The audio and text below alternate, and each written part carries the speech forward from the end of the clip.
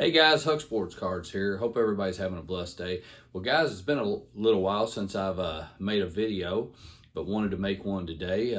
Man, I've been really busy packing a lot of stuff up in the house and then painting and everything, getting myself ready to move. I know I've been talking about this for a little while, but my retirement's not too far off. I think my last day at work is going to be like February 9th.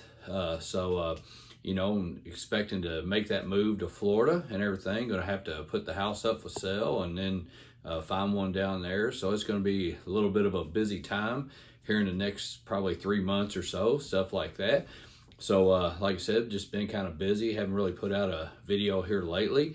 But today's video, I want to talk about going to sports card shows, and just wanted to kind of get your all's input on them and what you think that you're seeing at shows around your area. I went to 2 shows.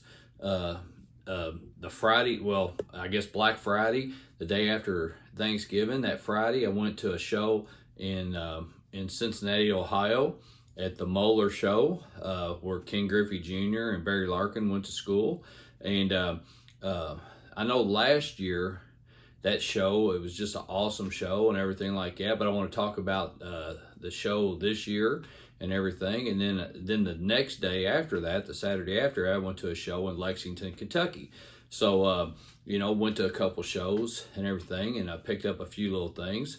But what I want to talk about today is that what are y'all seeing at card shows now? What are your all's experiences? Because I'm going to be honest with you, when I went to the show in Cincinnati, Ohio on that Black Friday, the day after Thanksgiving, it wasn't very good. So that's what I'm going to say. Not that it wasn't very good, and there was a ton of stuff there. And this show is mostly a vintage show. It's always really has a ton of vintage, really good stuff and everything like that. And it has a lot of good people signing autographs. Like this year, it had Pete Rose, Dave Parker, George Foster, Cesar Geronimo. So it had some guys from the Big Red Machine up there in Cincinnati and everything. So it was a good show for guys that were getting autographs, because I had a couple buddies that got some autographs and everything. And Pete Rose's autograph always looks spectacular. I mean, he takes his time and writes it out, and it looks really good always. So like I said, a buddy of mine, he got a few of the autographs, Dave Parker's and Pete Rose and stuff. And so the show was good for that and everything. But overall, I'm going to be honest with you, I felt like I wasted my time driving up there to Cincinnati. And the reason why I say that is because my experience now of going to these card shows is that people, definitely this show in Cincinnati, the pricing was terrible. I mean, the prices were way higher. Now, I know when you go to a card show, normally, they'll have the prices a little bit higher and everything like that, and you can negotiate with them. But there was a card that was like, the guy had it priced for $9. And I'm trying to remember exactly what card it was, because it was something I was looking for, something I needed. But it was $9. And so I looked it up on my eBay, like I do, that what was sold, because to me, that's the market value. When it's live, so that something that's sold within the last week, 2 weeks, or whatever like that, a few of them sold, that's what the market value is, and that's what I go by. So this card that he had $9 on, I was like, I looked it up, and some of them had sold for like $2.50, I think $2.75. So it was going under $3. So obviously it wasn't the $9 that it used to be. And as all y'all know, I mean, the prices during COVID, it went up. And so, people can't always change the stickers on there, because, they'd be doing it like every week, because the prices fluctuate and everything. But so I said to the guy, and it was an older gentleman, I said, well, hey, I showed him my phone. I said, hey, look, the last 2 or 3 have sold for less than $3. Would you take $3 for the card? And he said, I don't care about that. I said, well, that's the market value of this card at the time. He said, no, I don't care about that. And to be honest with you, I think it was like a Beckett book that he had priced his cards out of. And you know, to me, that Beckett book and stuff, that's just obsolete, really. I mean, that's my opinion. That's why I wanna get you guys' opinion on this stuff. Do you feel like that the market value is what like eBay is and other places what you're buying online? Do you look at that as well as I do of what the price is? And because I definitely don't look at the Beckett books and everything like that, because I feel like they're obsolete, you know, and everything. I mean, prices change a lot and everything. So, you know, so that was just kind of, you know, that was my experience of the whole show, honestly, not just talking about that $9 card, you know, but walking around and people had like prices, you know, a lot higher and everything.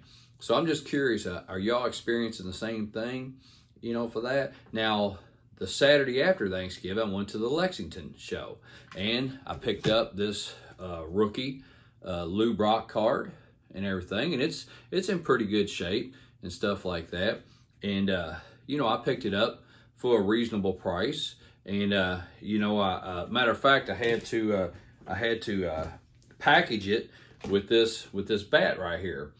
And this bat is signed by Jay Bruce. Obviously, he had a pretty good career, you know, pretty average career. He wasn't a Hall of Famer, but he wasn't a dud either. You know, and he signed it first round draft pick and Jay Bruce and everything. So, you know, I'll try to take a picture of that and put that up on the screen there. But yeah, so I packaged these two things together and you know, and got a decent deal and everything. And so you know, I was happy with the Lexington show, which I go to once a month. They have it once a month, usually the last Saturday of the month and everything. But I think for December, they're having it next weekend. And I'm going to go to that, and that'll be the last show that I go to this year, obviously because of Christmas, you know. And I usually do pretty good picking up stuff there and everything. And like usually when I go to that show, though, it's like I pick up a lot of stuff that I'm going to flip and put on eBay. And because be honest with you, the Lexington show is a great show to get really good deals. Guys work with you and everything like that. And then, you know, be honest with you, I can get stuff for less than what it is on eBay. And a lot of times I can put it up and make some money on it. And that's, you know, kind of what I've been doing. I'm kind of transitioning in my life to, I'm getting ready to retire from UPS, like I've said before, and going to move into doing sports cards full time, you know, after my retirement from UPS, and I moved to Florida. That's my plan. So I'm, you know, trying to work with that, but I'm still collecting stuff, you know, that I like and everything like that. So, you know, but like I said, I'm just kind of curious of what are you all seeing at your all's card shows? Are you seeing that the prices are just way outrageous? Because like I said, that Cincinnati show, that's a show they put on every year after Thanksgiving, that weekend. And last year, I mean, it was a really good show. I picked up a lot of good stuff, a lot of great deals, but you know, there wasn't really anything for a really good deal.